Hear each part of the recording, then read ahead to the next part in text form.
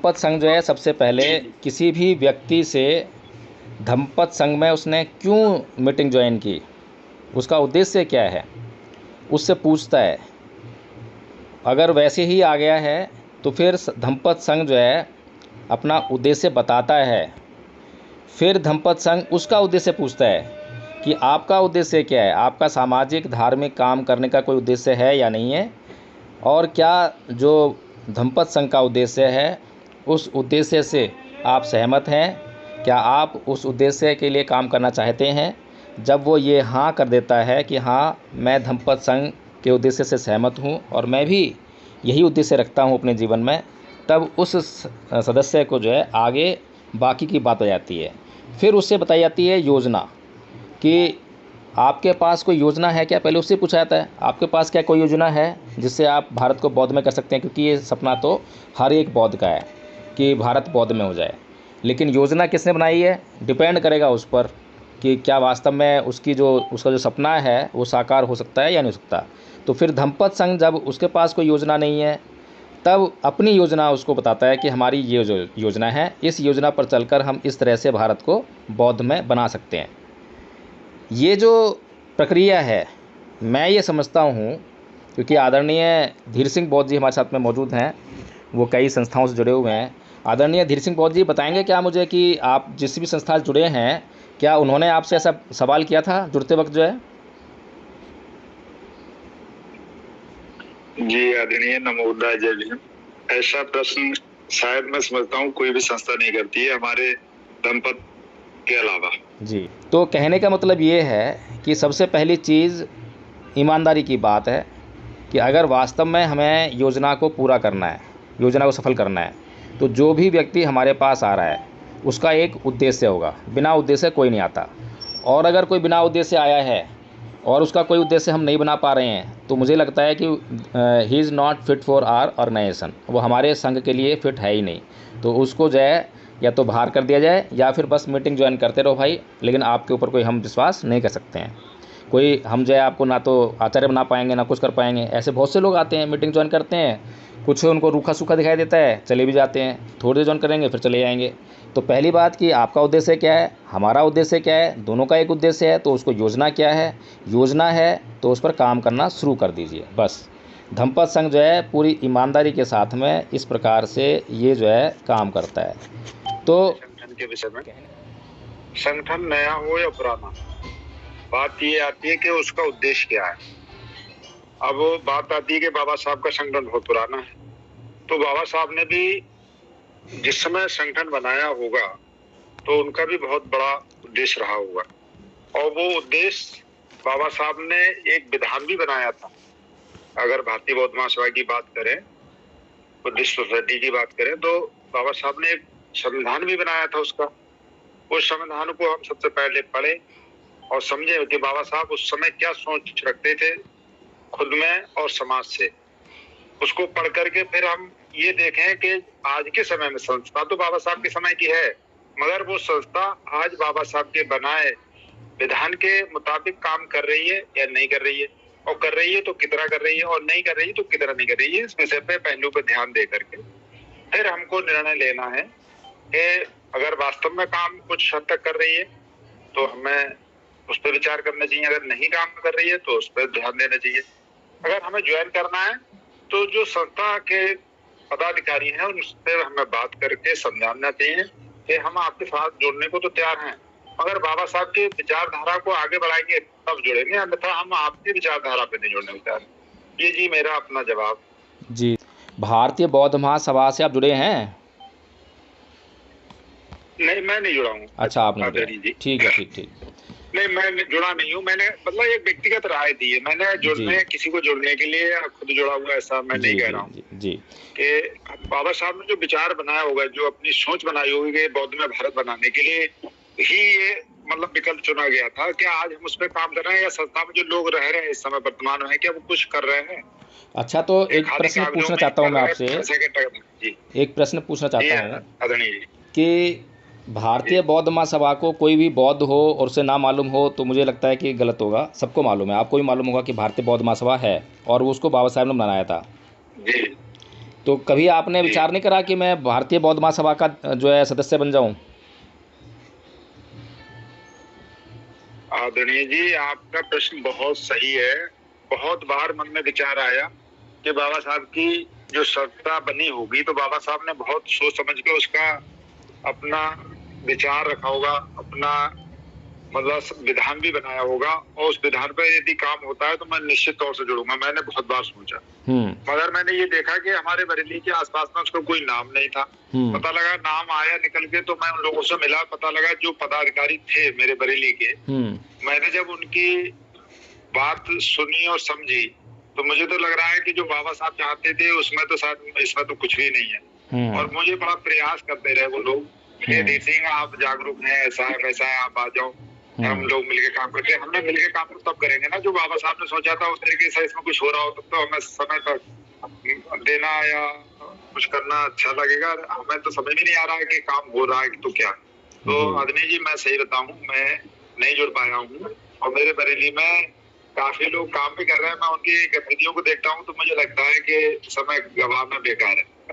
जी आरानी जी। जी जी जी। अभी जो एक संस्था को मैं जानता हूँ उसके अध्यक्ष हैं सीएम पीपल जी, और जी जी बिल्कुल सही कह रहे हैं। ये जो है कई साल से इसके अध्यक्ष हैं, दूसरा कोई अध्यक्ष ही नहीं बना इसमें, यानी कि लोकतांत्रिक स्वरूप पूरी तरह से गायब है। दूसरा ये है कि बूढ़ों की संस्था है, यहाँ पर जो है कोई नौजवान आए उसके लिए कोई चांस ही नहीं है, ना ही ये नौजवान पैदा करते हैं समाज में, ना तैयार करते हैं उनको, और ना ही उनको खोजते हैं। आदरणीय प्राचार्य राम बहादुर जी, आप कुछ कहना चाहते हैं? जी आदरणीय जी, मैं यही कहना चाहता हूँ कि कोई इतना जानकार है ही नहीं कि हर व्यक्ति कि वो समझ सके कि क्या सही क्या गलत।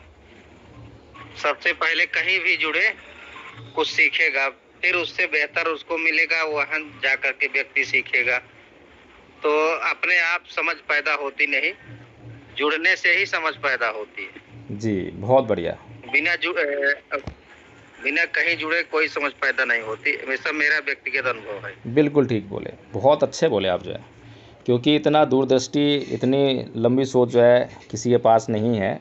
और दूसरा, परखने पर ही, जांच करने पर पता लगता है, जाकर देखने पर पता लगता है कि सही है गलत है। जी तो धम्मपद संघ जो है उसको कोई भी व्यक्ति ज्वाइन करता है तो धम्मपद संघ को कैसे ज्वाइन करता है, उसकी क्या प्रक्रिया है?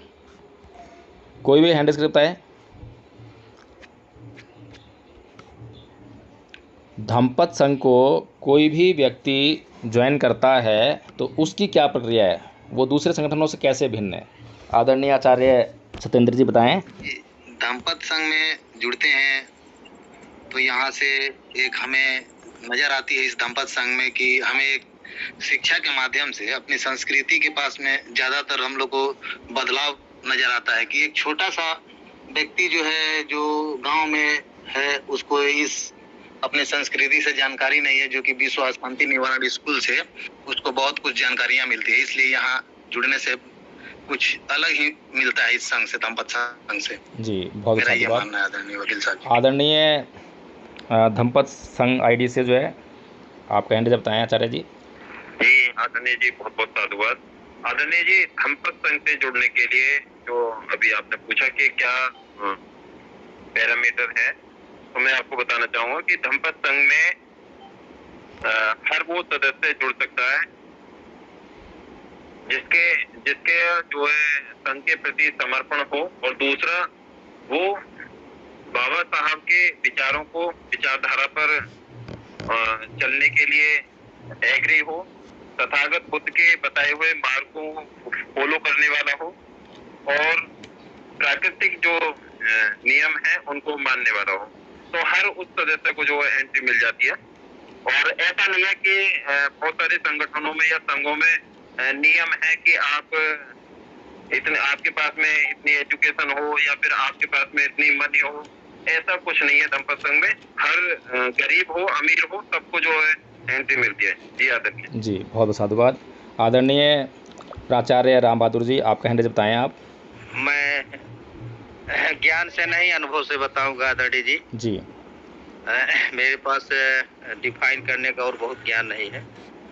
मैं लगातार कई संगठन में कई जो है तरीके से काम सीखा हूँ, किया भी हूँ, लेकिन सभी ऐसा करना है, ऐसा आंदोलन करना है, इसको घर घर पहुँचाना है, लेकिन अपने अंदर क्या करना है ये मैकेनिज्म मैं आज तक जान नहीं पाया था। वो सीखा हूँ आप के साथ मिल करके और धम्मपद संघ में जुड़ करके कि अपने अंदर के जो मशीनरी है उसमें कैसे छीनी हथौड़ी चला करके उसमें संशोधन और परिमार्जन करना है, ताकि हम इस लायक बन सके कि हमें देख करके दूसरे सीख सके। तो ये धम्मपद संघ का जो फार्मूला है मुझे बहुत पसंद आया और इसी से मैं अब तक जुड़ा हूँ और मेरे दुखों में बहुत सारी कमी आई है। मैं सहनशील और धैर्यवान बन रहा हूँ। ये मेरा अनुभव, मैं अपना अनुभव कह रहा हूँ। जी बहुत बहुत साधुवाद आदरणीय प्राचार्य जी। आदरणीय धीर सिंह गौर जी, आप बताएं। आदरणीय जी, नमोदय, जय भीम।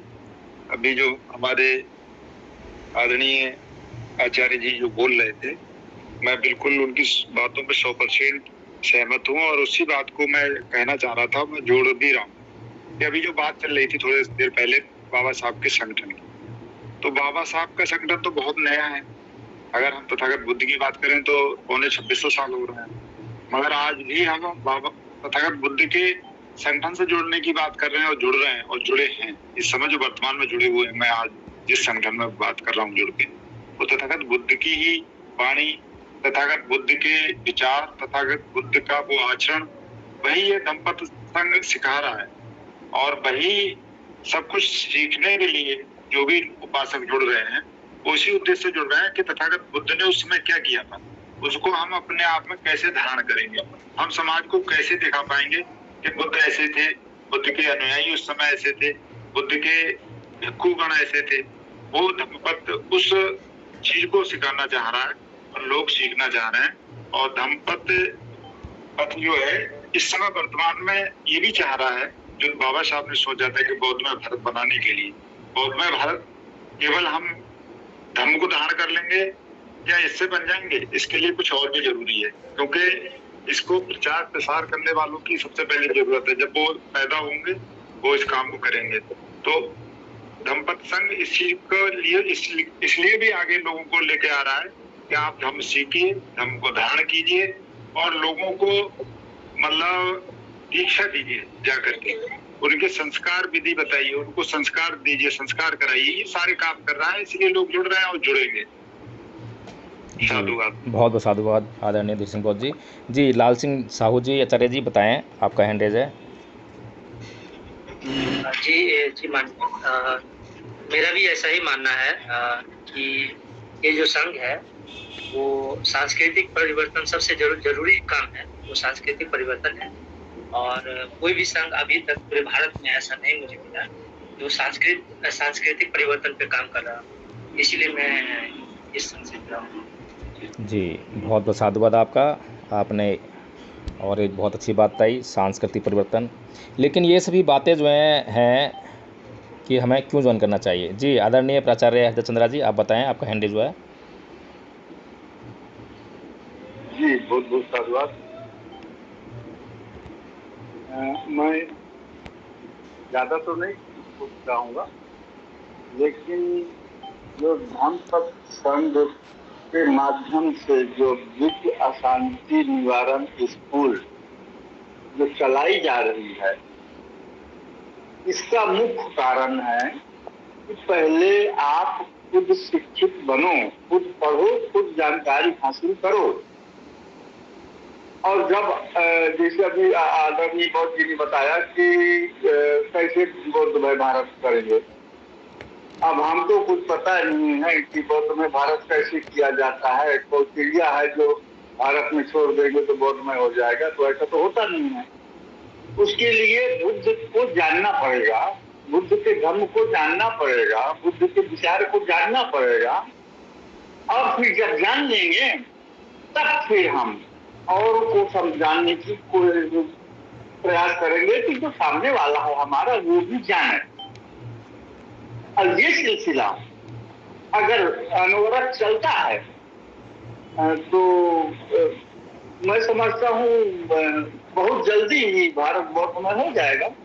और इसका मुख्य कारण सिर्फ ये है कि आप पहले जानो, सही और गलत का पहचान करो, सही क्या है गलत क्या है। अभी तक जो परंपरा, जो संस्कृति में जो आप पल बढ़ रहे हो या पले बढ़े उसमें, और धम्मपद संघ के जो बातचीत, जो संस्कृति, जो विचारधारा है, उसमें कितना अंतर है, कितना परिवर्तन है, तो इसको जानने की बात। फिर तो ऐसा मुझे महसूस होता है कि एक बार जो धम्मपद संघ में आ जाता है, उसका विचार सुन लेता है, जानकारी थोड़ा बहुत हो जाता है, तो वो फिर कभी धम्मपद संघ के विरोध में जाता नहीं है। मुझे ऐसा लगता है। और धम्मपद संघ का कार्य ही है ये, ऐसा इतना अच्छा, इतना सुंदर, पहले खुद जानो आप। और इसीलिए जो आचार बनाने की प्रक्रिया, इसीलिए धम्मपद संघ विश्व शांति निवारण स्कूल में जो आचार्य बनाता है, सिर्फ इसीलिए कि आप आचार्य बन के आप भी अपने जैसे आचार्य बनाने की प्रक्रिया में लग जाओ। जी आदरणीय, मैं बस इतने कहूँगा। जी, जय भीम, नमो बुद्धाय। बहुत बहुत साधुवाद आदरणीय प्राचार्य हृदय चंद्रा जी। आप लोगों ने बहुत ही अच्छी तरीके से धम्मपद संघ के गुण बताने का प्रयास किया। मैं ये जानना चाहता हूँ कि जब कोई व्यक्ति संघ की मीटिंग को ज्वाइन करता है तो सबसे पहला प्रश्न संघ उससे क्या करता है, इसका उत्तर कौन देगा? आदरणीय आचार्य सुख जी बताएं आप।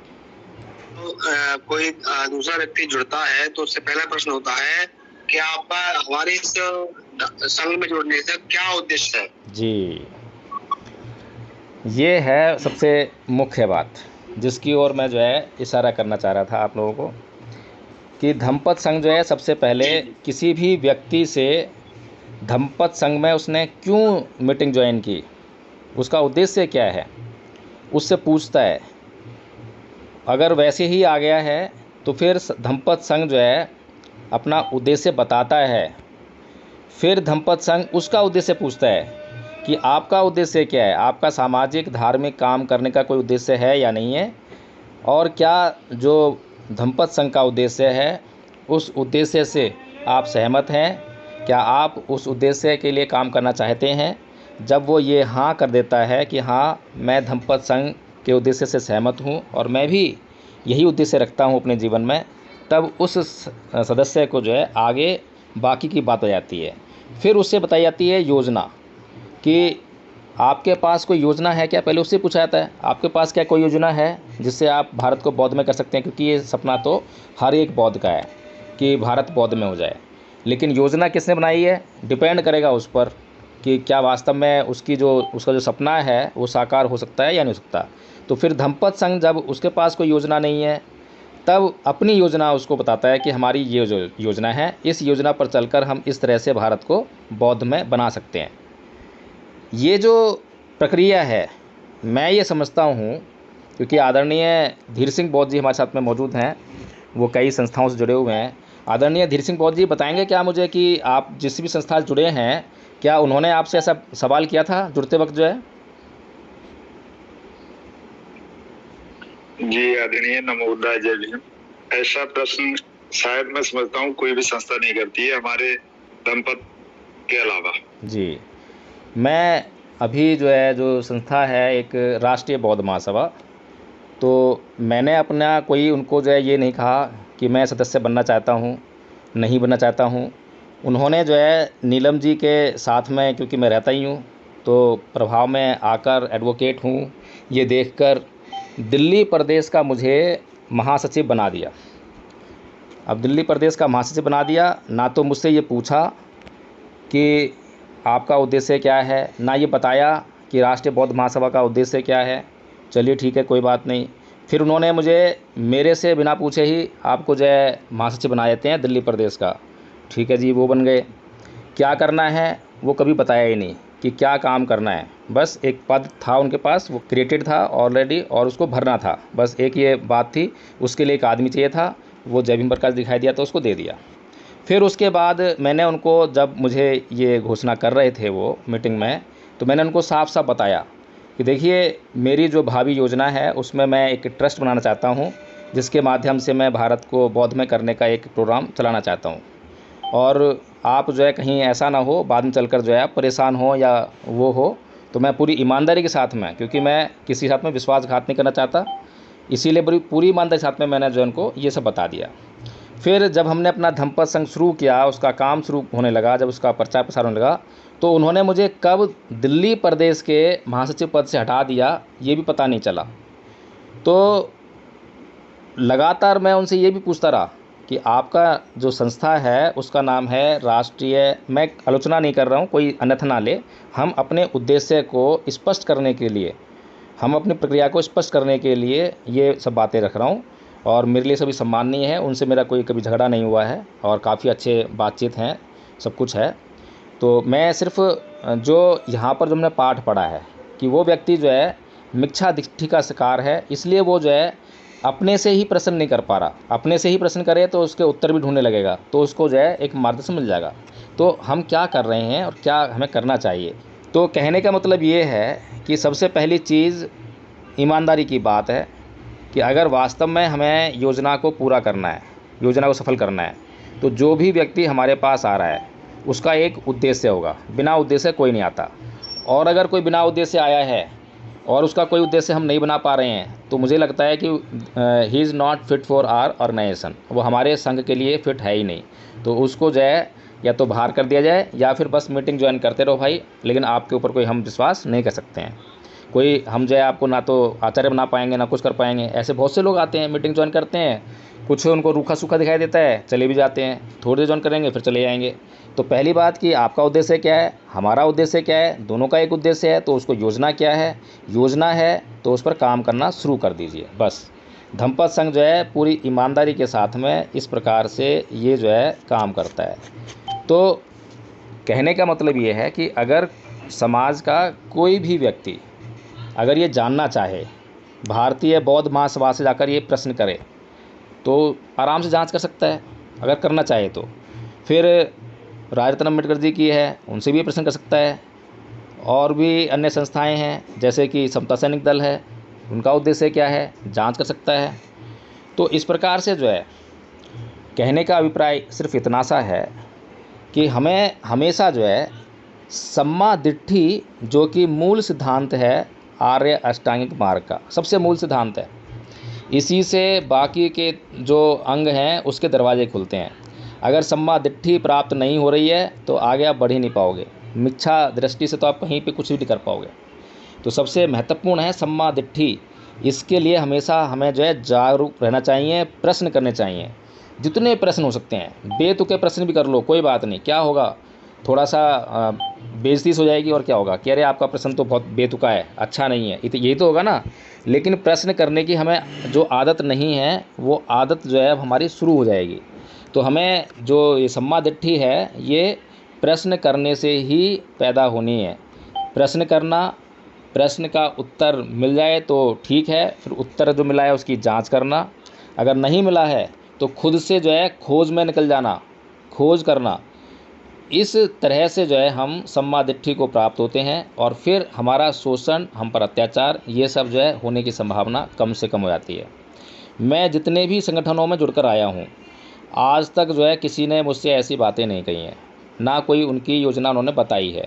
जिसकी योजना ही नहीं है, पहली बात तो जितने संगठन हैं वो उनका कोई उद्देश्य नहीं है, उनके उद्देश्यों में उद्देश्य की भरमार है, कोई उद्देश्य नहीं है। फिर दूसरा, अगर किसी संगठन का नाम से कुछ मालूम पड़ जाता है कि भाई इसका ये उद्देश्य है, जैसे भारतीय बौद्ध महासभा, उसका एक उद्देश्य है, तो सीधी सी बात है कि बाबा साहेब का सपना था वही उसका उद्देश्य है। तो उस उद्देश्य के लिए उसने क्या योजना बनाई है तो वो कहीं दिखाई नहीं मिलती, कहीं दिखाई नहीं पड़ती है, कहीं उसका प्रचार प्रसार आपको देखने को नहीं मिला होगा।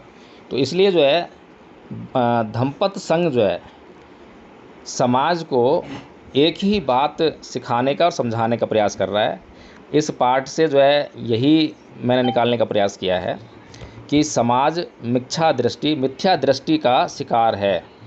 उससे केवल मिथ्या दृष्टि से हटाकर उसको जो है सम्मा दिट्ठी यानी सम्यक दृष्टि, सच्ची दृष्टि की तरफ जो है उसको अग्रसर करना है, उसको खोजी बनाना है, उसको जो है प्रश्न करना सिखाना है, प्रश्न करने की उसको आदत डालनी है।